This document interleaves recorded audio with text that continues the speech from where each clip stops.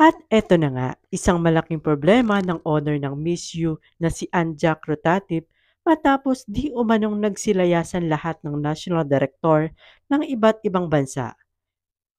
At isa na dito ang national director ng Pilipinas na si Shamsi Supsup.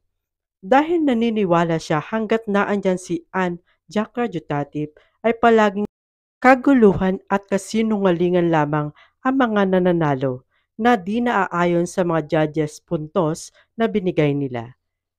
At dahil sa nangyari, pag si Anja Cortati pa rin ang humahawak ng Miss You, ay palagi na lang na magiging cooking show ang kompetisyon.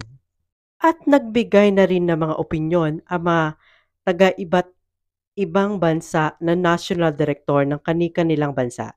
Di nila gusto ang ginagawa ng owner ngayon ng Miss Universe at ito'y hindi makatarungan. At dahil sa nangyari, maraming sponsor sa Mexico na umayaw dahil di nila gusto ang ugali ng namumuno na transgender businesswoman na si Anja Rotatip at mukhang matutuloy na talaga ang pagkalugi ng nasabing JKN Company. At may mga kumakalat naman ng mga espekulasyon na balak ibenta ni Anja Rotatip ang Miss Universe para maibalik lang ang nangangamba na pagkalugi ng kanyang kumpanya.